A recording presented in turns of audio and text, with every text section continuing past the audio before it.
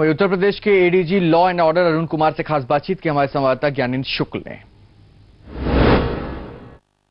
कुंडा में हुई डीएसपी की मौत का रहस्य अभी बरकरार है और इस वक्त एडीजी कानून व्यवस्था हमारे साथ हैं। हम उनसे जानेंगे कि सर, जो अभी पोस्टमार्टम रिपोर्ट आई है उससे आप लोगों ने क्या अभी जो पहला निष्कर्ष निकल रहा है, क्या निकल रहा है? पोस्टमार्टम रिपोर्ट में जो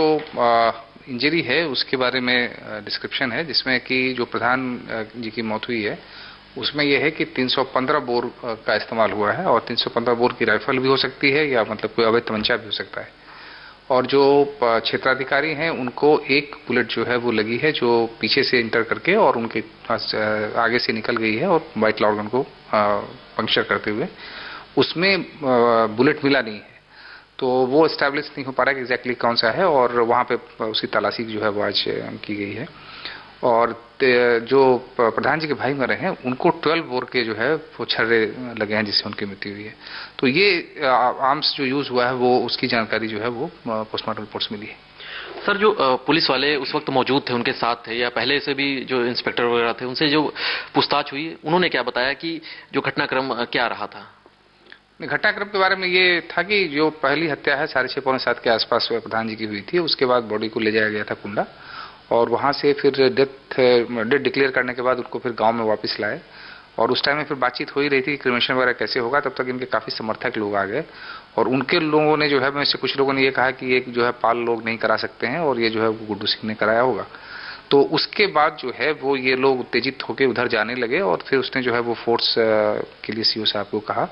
और सीओ साहब लोग जो आए तो फिर उसका कांटेक्ट इससे नहीं हुआ, वो पीछे के रास्ते से आया और सीधे वहां पहुंच गए जहां पे ये लोग उत्तेजित थे और वो आक्रोश जो है पुलिस के खिलाफ हो गया और वहां उन्होंने जो है वो इनको बट से को मारने लगे। तो ये लोग वहां से जो है रिट्रीट किए और उसमें जो है वो बाकी लोग तो दाहिनी तरफ चले गए, ये बाईं तरफ चले गए जहां कुआं था जहां वो फंस गए और जहां से उनको जो है वो घसीट के लाके और मारने की बात जो है प्रकाश में आई। क्या एक जैसे बात हो रही, तमाम बयान भी आया कि फायरिंग हुई पुलिस की तरफ से पहले, तो शायद उसकी वजह से लोग नाराज हुए, कुछ इस तरीके की बातें आप लोगों की तफ्तीश में आई? अभी नहीं, अभी तो हमारे तफ्तीश में नहीं आई है, वो तो जांच में जैसे आएगा उससे पता चलेगा। और लेकिन जो ये तीनों ये जो वेपन जिससे कि प्रधान जी और उनके भाई की डेथ हुई है उसमें कोई ऐसा बोर नहीं है जो पुलिस इस्तेमाल साधारणतया करती है। सर, किस तरीके से आप देख रहे हैं कि इसमें अब जैसे तफ्तीश 2 लोग अभी जो पकड़े गए हैं, क्या कुछ ऐसी कुछ क्लू मिले हैं जिससे आपको लग रहा है कि इसका खुलासा आसानी से हो सकेगा? विवेचना के कुछ फैक्ट्स जो हैं जो हम शेयर नहीं कर सकते हैं और जैसा कि मालूम है कि ये केस जो है सीबीआई को हैंडओवर हुआ है,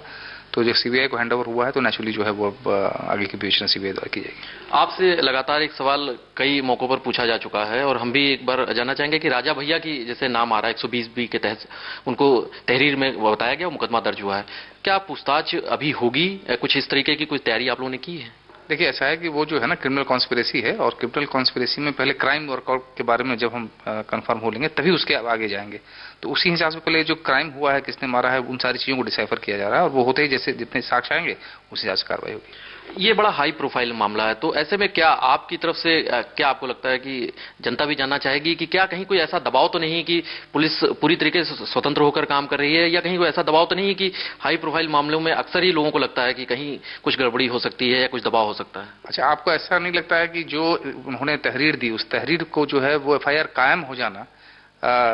ये अपने आप में ही एक बहुत बड़ी बात है कि बिना वेरिफिकेशन के बिना जो उन्होंने तहरीर दी वो तहरीर कायम हो गया, तो इसका मतलब है कोई दबाव नहीं और बिल्कुल जो है वो बिना दबाव के पुलिस काम कर रही है और उसको और ट्रांसपेरेंट और निष्पक्ष बनाने के लिए शासन ने जो है इसको और सीबीआई को दे दिया है कि कोई दबाव की बात न रहे। हालांकि ये आपसे सीधे तौर से संबंधित नहीं है, लेकिन आपका अनुभव रहा सीबीआई में, तो आपको क्या लगता है कि सीबीआई में कितना वक्त लगेगा अगर ये यूपी पुलिस की तफ्तीश से वो लेने में, और अगर आगे काम चलेगा तो कितनी जल्दी खुलासा हो सकेगा, क्योंकि आप इस मामले से पूरी तरीके से वाकिफ भी हैं? देखिए, ये केस टू केस डिफर करता है, लेकिन इस केस में मुझे लगता है कि ज्यादा समय उनको नहीं लेना चाहिए और जल्दी ही केस जो है वो ट्रांसफर हो जाएगा और उसके बाद जो है वो जो भी टीम बनाएंगे उस हिसाब के जो है वो खुलासा होने की संभावना है। जो भी सहयोग होगा वो उत्तर प्रदेश पुलिस और उत्तर प्रदेश शासन सीबीआई को करेगी।